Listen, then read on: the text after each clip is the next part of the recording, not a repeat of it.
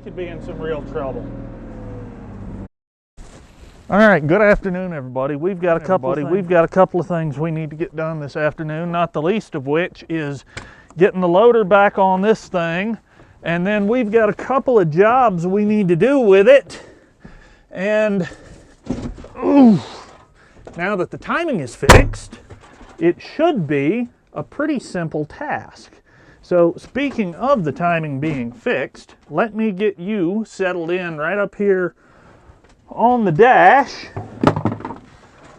There's my little GoPro clampy stick I've mentioned a few times. I'll put a link to those things down in the description. If you guys are doing any kind of GoPro filming, you really should probably get one of those. That thing is awesome. So clutch, get the steering wheel out of your view a little bit. Throttle here. Throttle here is all the way back. I could bump it up a little, but I just want to see what it'll do.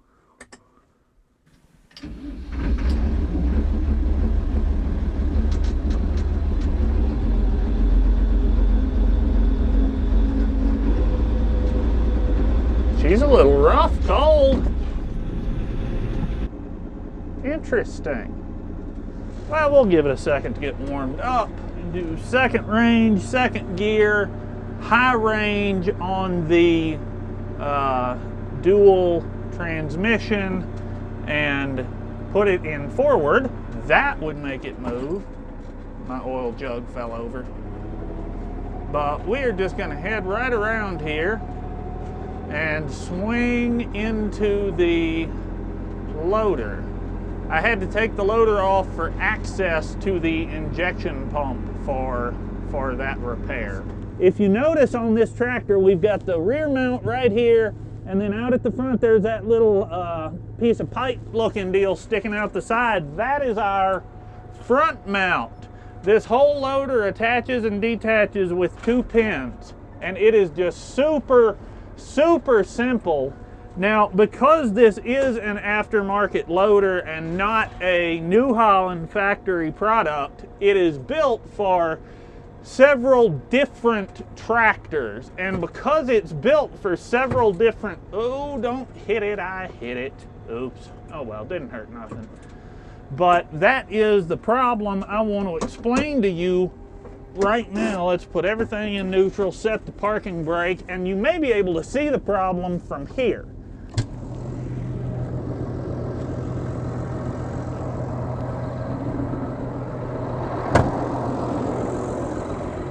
Now, the way this loader attaches, this piece of pipe slides into this channel, and then up at the front,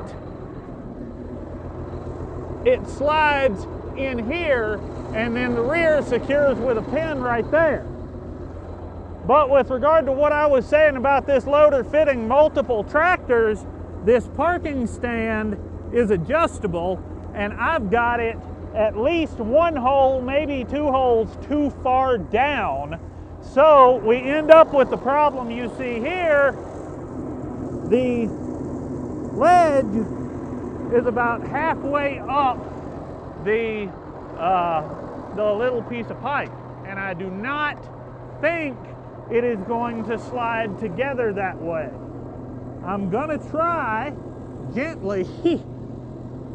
So we will see.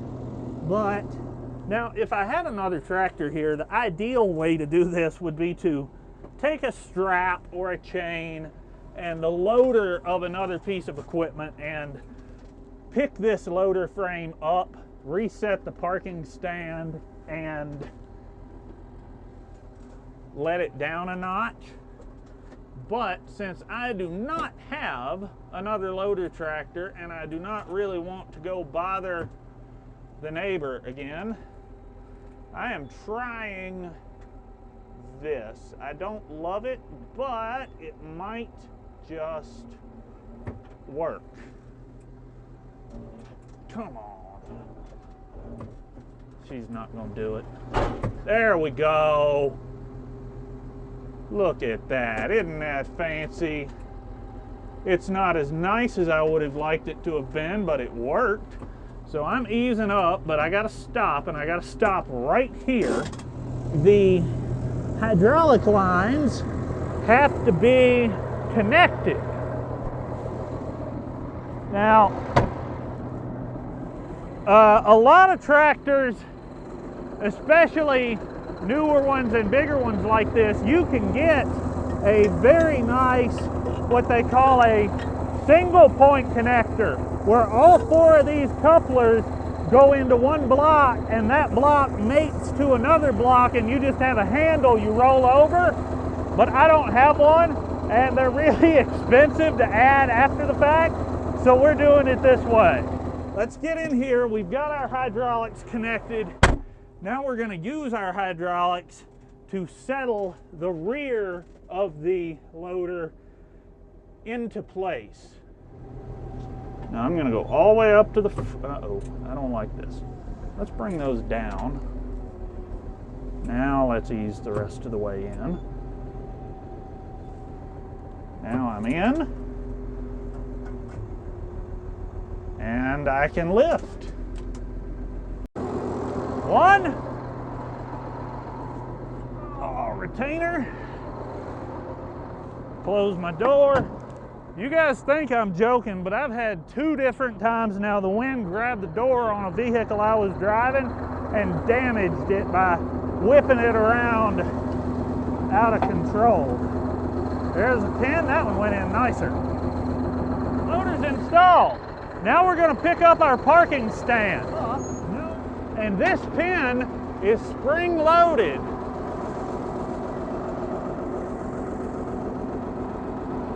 Spring loaded, so I just pull it in, up, locks. And there we go. Our loader is on and ready to go to work. Up right here. And we are headed over to try and get in with the horses, because their barn has not been cleaned out in quite some time, and that really needs to be done. All right, guys, as we get into this, I got to tell you, I am genuinely concerned we may have the wrong tractor for the job here. We could be in some real trouble. But let me spin you around and show you what our goal is for the evening. That's the horse barn, and it is literally full of poop. Yeah, that's right, poop. Because horses tend to do that. So we are dropping down into first gear, first range, low speed, and the problem is, what I am extremely scared of is that this bucket is gonna be way, way, way too big to get in here. I don't know if you guys just saw that, but there is absolutely no way this bucket is fitting into that left side. And that's a problem, because if it won't fit in there, then there's a really good, really excellent chance it won't fit into any of them. Well, this is trouble. Let's go see.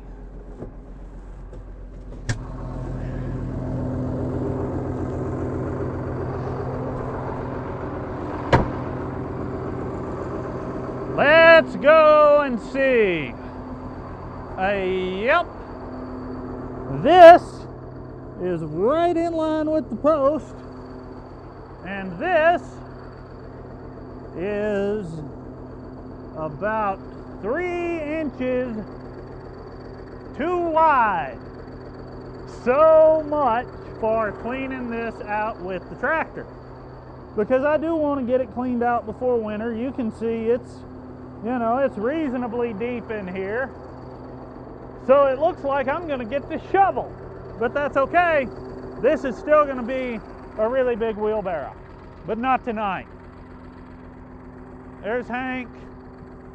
There's Mia.